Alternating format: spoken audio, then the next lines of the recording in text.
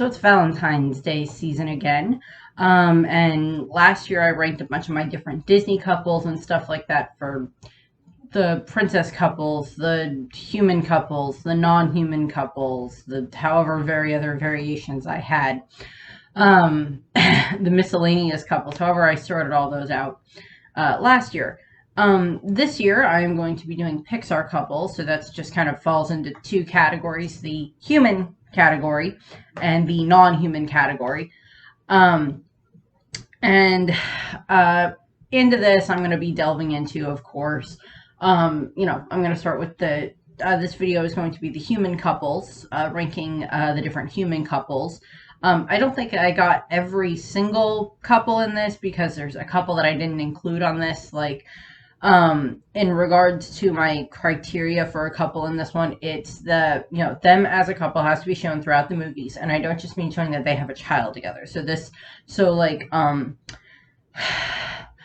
Riley's mom and dad is not going to be on this list because we don't really see anything of them as a couple. We see them as parents, but we don't really get a huge amount of like interaction with them just as a couple, like showing romantic affection and stuff like that toward each other. Same thing with Dory's parents from Finding Dory. Not that I don't like them, it's just we don't really get a huge indication of like how they are as a couple. Well, clearly they're very supportive of each other when it comes to the way that Dory is in regards to her memory, her memory loss and when she's lost and everything. So there's that. But generally most of the other human couples on this, yes, a lot of them tend to have kids. Because Ming and Jin from Turning Red are on there, and of course Bob and Helen are of course on here. From the Incredibles movies, from the Incredibles franchise and such. And some of these I talked a little bit about as couples when I went through and did all the different reviews of the different movies. This is just going a little bit more into in depth of why I like them in different cases. So let's get started. First up on my list, these are in descending order, so not that I don't like the couple that's at the bottom, it's just, or it's not that I don't like the couple that's at the, the beginning of this list compared to the end of the list, but you get the idea. So first up, I have Lucius and Honey from the Incredibles franchise. So Lucius Best, or, Frozone, is, of course, Bob Parr's best friend. He's, his, not sidekick, but one of his hero partners and stuff like that throughout the time when they were both heroes and still are. He's just his best friend in general. Lucius and Honey are basically like aunt and uncle to, Bob and Helen's kids and stuff like that, because as far as we are aware, Bob and Helen do not have any siblings, or even if they did, they're not in contact with them. We don't get to see a huge amount of their interaction, but the reason they're on this list is literally just the scene in Incredibles where it's Frozone trying to find his suit so he can go and fight against, the Omni-Droid, and he's like, "Where's my super suit? I threw it out. You threw out my super suit. What do you need it for?" Just that whole interaction is just gold. Perfection. I love it. Just love it. But it's for the greater good. I am your wife. I am the greatest good you are ever going to have. I've loved that line ever since, and someday when I ever get married, I will use it on my husband. Just for the purposes of that, and seeing if he looks at me and goes, "I am not Samuel L. Jackson. Please don't do that." I tried, I don't remember, I didn't look up to see who voiced Honey. I wouldn't be surprised if they just actually had like Samuel L. Jackson's actual wife come in and voice her, but I don't think that happened. I don't think that happened. I could be wrong, but I didn't check, so don't quote me on that.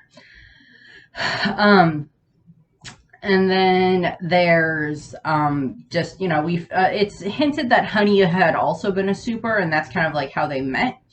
So kind of the way that, Bob and Helen met as being supers and stuff. She did have a design that they used in the second movie. Not that she actually appeared in the second movie, but there's, they had, design art and stuff like that, and this is kind of what she looked like. I like her design. I like her with Frozone. if she was a super, then we never got any answer of what her powers were. Next up on the list, we have Ming and Jin from Turning Red. The main reason that I added them in, is because we do see them interacting as a couple throughout the time frame. When we see, them, in the pictures, where we see them raising, Maylin. But then, of course, throughout the time, when we find out that one of the reasons that, that Ming is so against having having the panda around, is because when she was a teenager, her panda made her lash out at her mother, and we know that that's why her mother has her scar, or scar over, one of the two has her scar, and we find out the reason for that fight, and that was Jin, because and we found out kind of through just what Jin said, which is a good version of tell, don't show, where we have Jin and Maylin sitting there right before she's going to go and have the ceremony, and she asked, have you ever seen Mom's panda? And he said, once. Her and your grandma got into a huge fight. Why? It's about me. And it's implied that Ming's mom did not want to have Ming be with Jin, that she just didn't approve of him. And Ming got very angry about that, and her panda lashed out, and that's why she attacked her mother. And she's held that guilt with her for the past however many years that was. And of course, Jin saw Ming's panda and saw how big it was in that regard, and how much, how much damage it could cause and everything. But he still loved her anyway. It's not that he loved her in spite of it. It was just another part of her. And now, later on, after the end of the movie, she's, having to embrace her panda more. She can't just hide away from it anymore as much as she did, because now it's a Tamagotchi on her neck. But, hopefully hopefully they're able to discuss a little bit about what happened there. And clearly he loves his wife exceedingly a whole lot, with as much as, as much as he shows his affection to her in the movie and everything like that, and she loves him. I would say if you love someone enough that your panda lashes out when your parents don't like that you're with that person in that regard, and they're not like a bad person or whatever, but I'd say that shows some form of a lot of love there. My next couple on this list is Alicia and Kiko from Lightyear. So this is a couple that is kind of a background couple throughout the course of the Lightyear movie. It is, of course, Alicia, who is Buzz's best friend, and who is kind of like the commander of like their, settlement on, what is it? Takashi Prime, or whatever it's called. That is the leader of their settlement and such, while they're trying to figure out a way to get their light speed back so they can go back home. And, the first time Buzz comes back, from the first time he's out testing out the light speed, he comes back and he finds out that Alicia is engaged. And he's like, you're engaged to someone you just met, which is a reference back to, Frozen and stuff, of course. And the Disney trope of, oh, they literally just met and now they're engaged and they're going to get married. What happens with the princesses a lot. But it's also, she's like, no, it's been 3 years. No, I met her 3 years ago. She's part of the science team. And every time Buzz comes back from one of his next, trial missions and stuff like that, where it's, jumped ahead another 4 to 5 years, give or take how long, give or take how long he was gone, we keep jumping forward in the relationship, and we see, the second time he comes back, Alicia is pregnant. And then the next time he comes back, and he, we keep getting these moments where, like, because his room is right across from Alicia's, so every time he comes back, we see, her door open and close and stuff like that, and we see her and Kiko and their son, and then later on her and Kiko, with the son graduating, and then eventually it's her and Kiko, older and having like their, 50th or whatever anniversary party, whatever the case was. And another beat that we get on that is later on when Buzz is talking to, why can I not remember the granddaughter's name? Alicia's granddaughter, I can't remember her name off the top of my head. Um, I'm sorry, I really like the movie, but that name is escaping me at the moment. But where uh, the granddaughter is explaining to Buzz that, it's like she had a great life. She had Grandma Kiko, and she had my dad, and she had me. She had this whole life here. She was just sad that you never got to have one. Now, clearly from what we see in the movie, I don't think that Alicia and Buzz would have ended up as a couple had the whole thing not happened, because no, they are just literally the embodiment of best friends, which I am perfectly okay with. But in regards to some of that, it's just like, okay, moving on. Although I did have the slight theory of, like, I don't know who they used for the in vitro fertilization to make their son. I don't even remember if we ever get a name on the son. But, we see, like, this jumping forward in time for them to see their relationship. And I really like how they did that. Next up, we have Fergus and Eleanor, or King Fergus and Queen Eleanor of Clan Donbrook, from Brave. Hence why I have my Brave TARDIS shirt on. There we go. And so one of the things that we do see is, the main thing of what we see from them is generally them as parents to Merida and to her brothers. But we also get instances where we see them just the way that they are as a couple.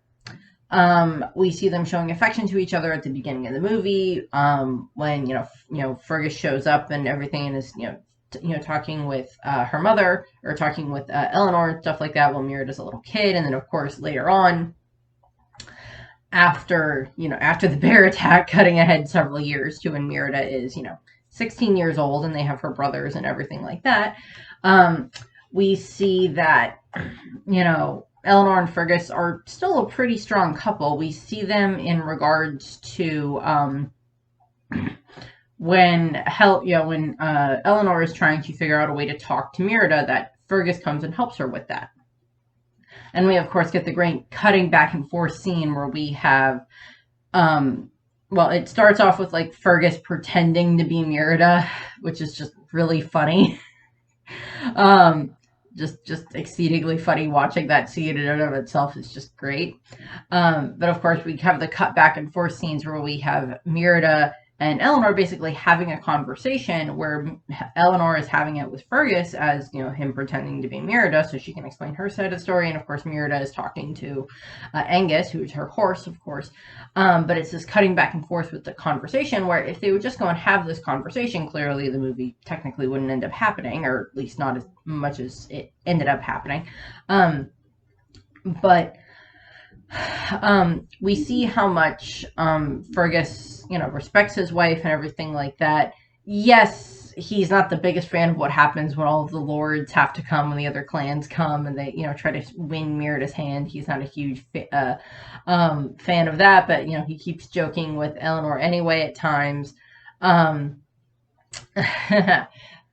one of the things that we do definitely see that shows their affection for each other is later on, after Eleanor has been turned into the bear, and when Fergus finds out. When Fergus ends up going into the room where she'd been and seeing that it's been destroyed, and he starts trying to attack the bear that's there, that is, of course, Eleanor, and Merida tries to stop him, but it's, in his mind, this bear killed his wife, and I don't blame him for being angry about that. Doesn't mean you need to kill the bear, but I've never been in that situation where a bear hurt one of my loved ones and I'm like, nope, this thing must die, or nope, I'm running the other way.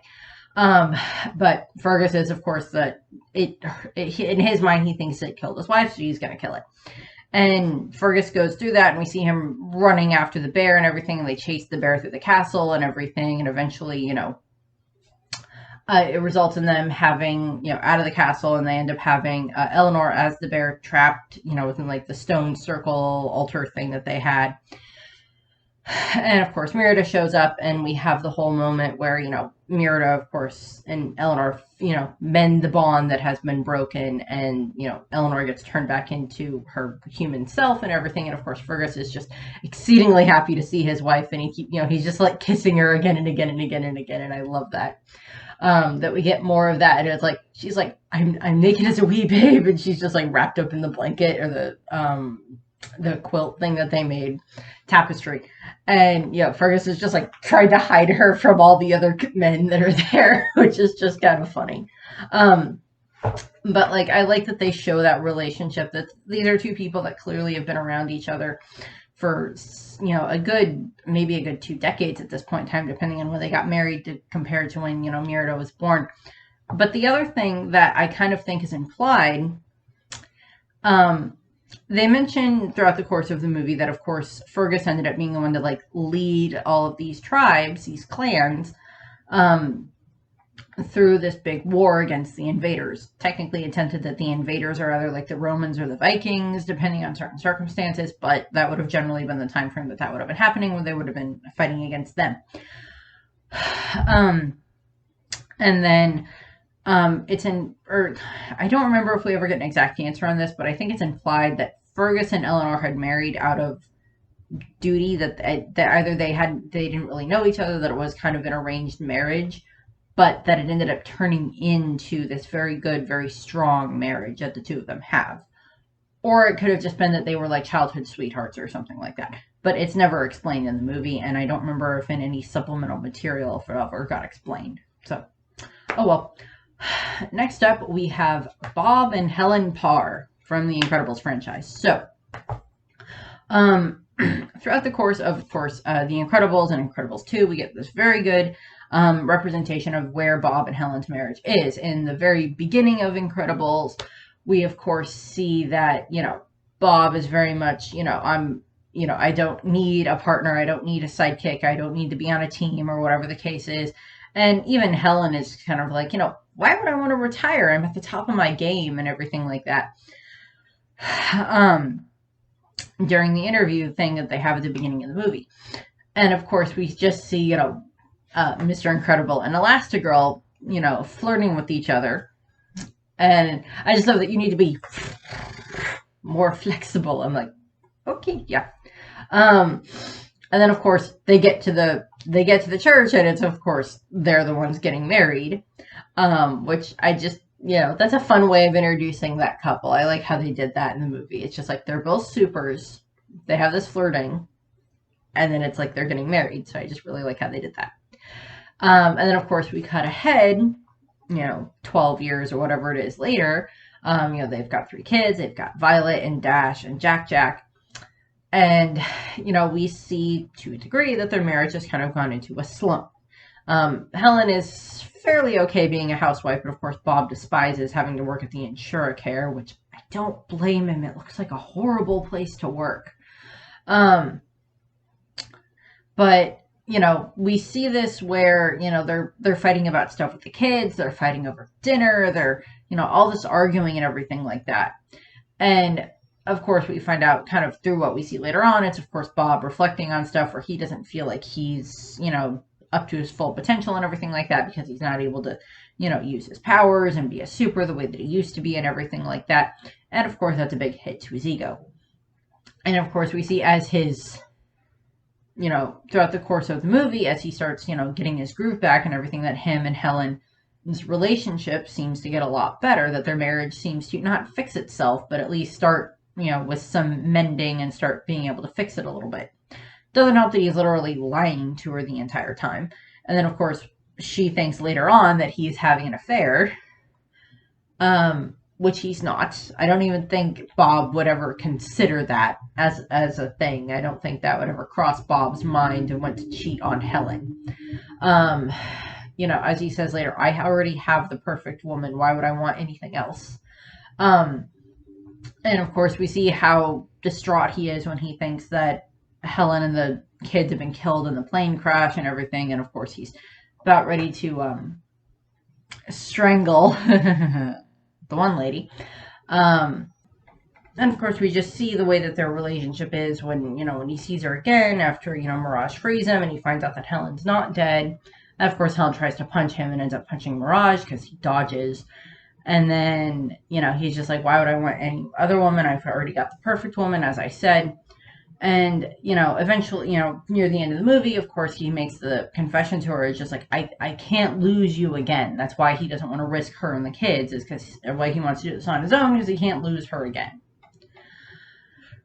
And, by the end of the movie, they seem to be back on a good spot. And then, of course, we cut to, Incredibles 2, where Helen is, of course, the one that ends up getting offered the job to go out and be Elastigirl for a while, as, the, PR stunt and everything like that they're doing.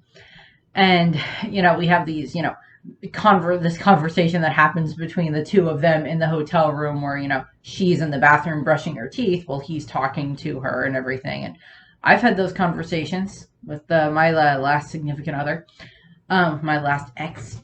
And, everybody does, where you get those, just like you're arguing and everything like that, or having an argument or a conversation while one of you is trying to get ready for bed. I know that two of the producers or two of the people that were working on the movie at the time, that were married at the time, or I think they still are, I'm pretty sure, but that were married at the time and were working on that scene, put that scene in there on purpose because it shows what they're, what they're like. And of course, Bob is like, Bob's like, now he has to be the Mr. Mom, the stay-at-home dad and everything. And he's like, I need to succeed at this so she can succeed out there. And I think he does a pretty good job of it. Once he's able to get a whole lot of sleep after Jack is, taken in by, taken in there. God. By Edna. Next up, we have our top three. Next up, in the third place, we have Alfredo and Colette from Ratatouille.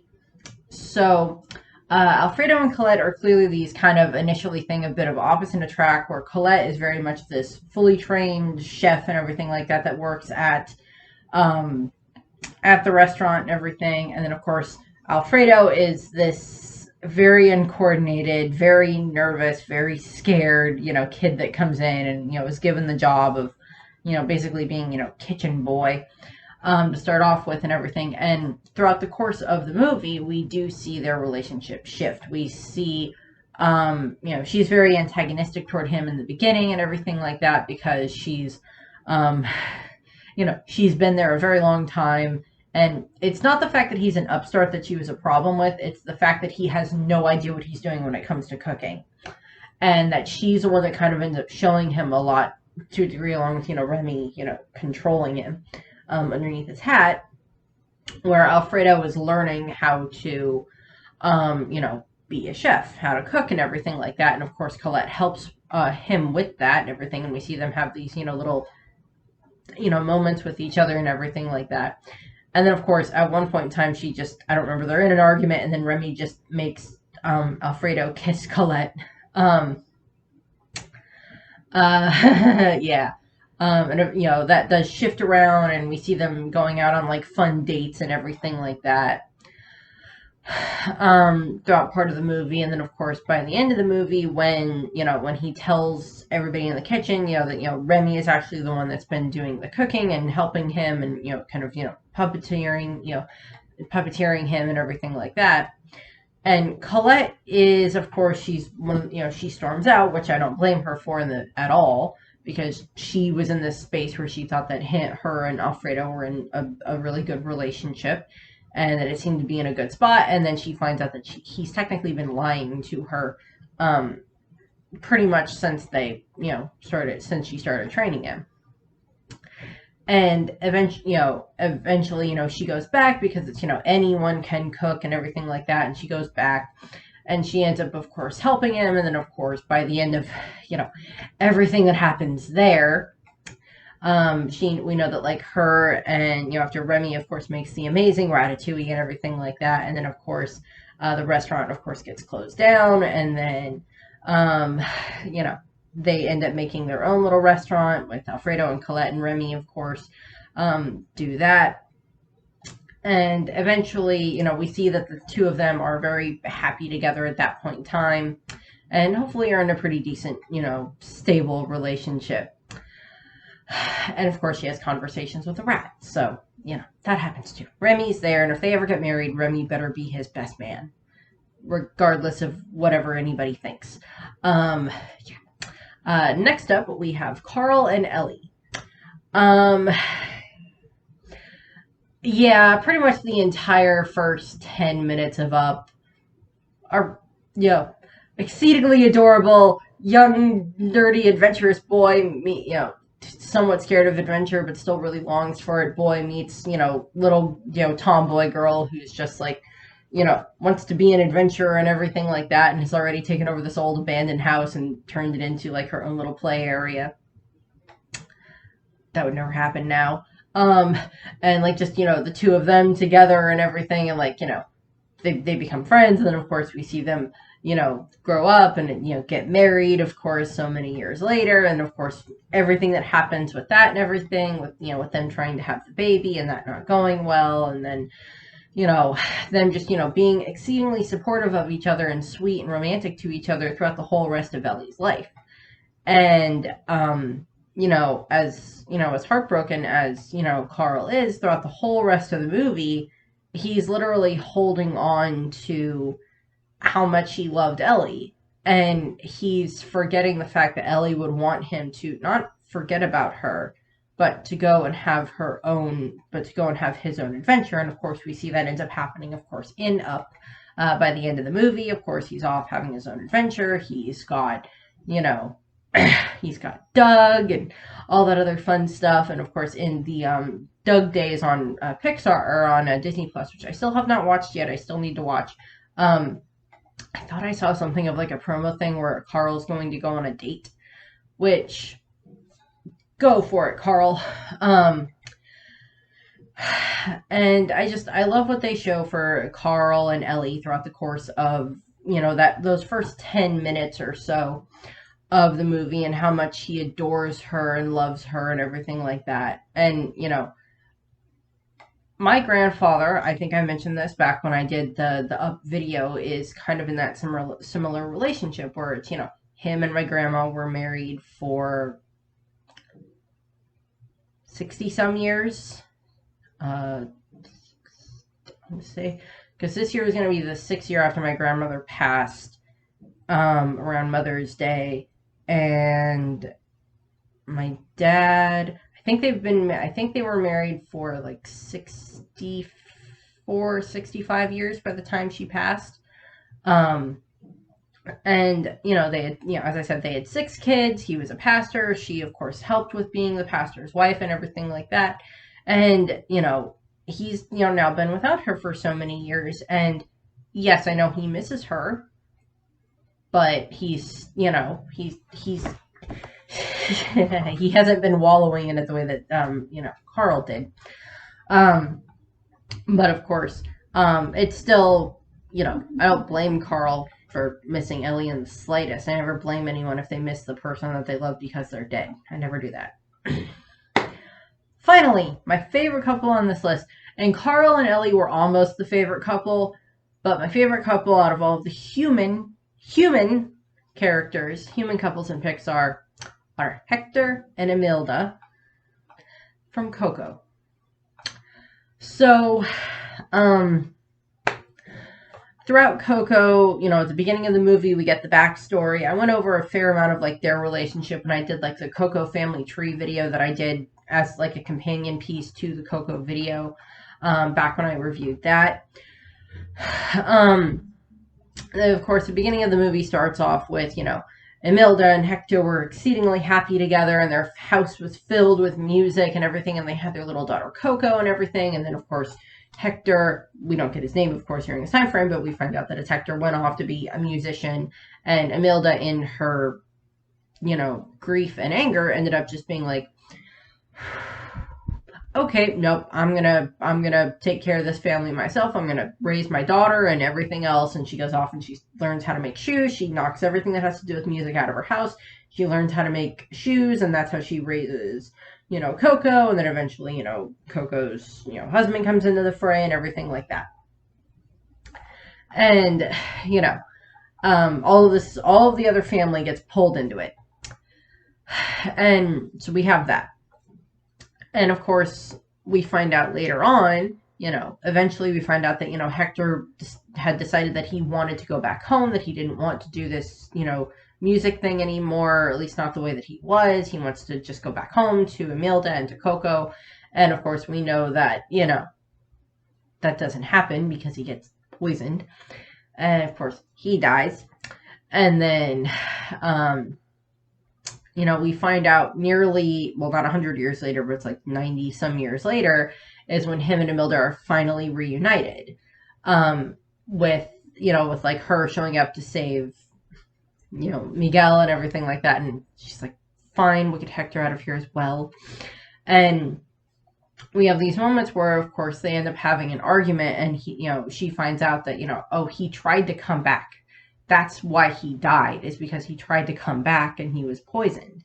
He wasn't, you know, he had wanted to go back to you and to Coco. And I think we start to see this shift in her. And of course, when they're trying to make their way through the backstage area, trying to find, of course, the bad guy of the movie, revealed to be the bad guy. When they're trying to find their way there, you know, they end up running into him, and she like whacks him. She's like, "You murdered the love of my life. I am the love of your life. I don't know. I'm still angry at you." Right up there with like, "I am your wife. I am the greatest good you are ever gonna have." You know, right up there with that, and I love that line. And of course, we have the moment where we do start to see them rekindle a bit of their romance, where of course she's having to sing on stage and having to dance around, and he's there playing his guitar to give her something to sing to and everything like that. And we see them interacting with each other that way, and how it's like when they get back to each other, they have this awkward moment where it's like the two kids that are like the two teenagers that are like, yeah, we just kind of had our first dance or something like that, and we're just kind of really nervous or whatever. And I like that little moment that they have. And we see, of course, that, you know, they're slowly fixing their relationship. Not perfect, but slowly starting to at least mend that a little bit. And, you know, they get Miguel sent back home and everything like that. But I think the part that really makes Imelda shift in regards to the way that she sees Hector is that she sees that he's being forgotten. And she knows that Coco is the only other one that's alive still that would be able to remember him. And she's like, "You're being forgotten." He's like, "Yes." And she even says, like, I wanted to forget you. I wanted you to be out of mine and Coco's life. But I don't think that meant that she wanted him to have the final death. And, you know, she, of course, helps, you know, get the photo and get him home, get Miguel home and everything. And we cut to a year later, and we see, you know, Hector gets to go through because his photo's on the ofrenda and everything, because Coco kept a little picture that her mother, you know, ripped off way back in the beginning of the story.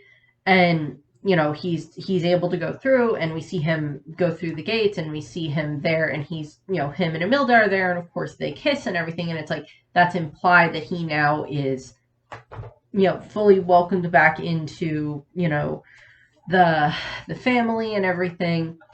And, you know, him and Imelda have fixed their relationship, probably still have arguments, because every married couple has arguments, of course, but that they're better, that they're stronger in that regard, and that they are, you know, happy and back to just being a couple again.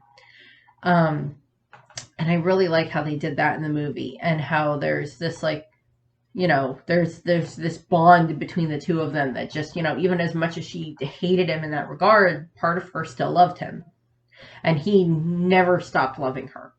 And I love that they do that there, how they show that there. And that's why they're my favorite couple. I mean, yes, by technicality, I'm one of the ones that believes in the afterlife and everything like that. And clearly, somehow in Pixar, there is an afterlife.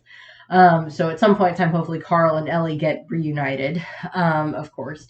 But, you know, those are my Pixar human couples in order. Either I'll do the non-human couples one, either that'll end up coming up either later this week or next week, depending on how I set this up with the different One Piece videos and what happens with that. So yeah, I thank you very much for watching. I hope you have a nice rest of your day, and I hope you enjoyed the video. And this one should either be going up the week of or on Valentine's Day itself. So Happy Valentine's Day. Bye.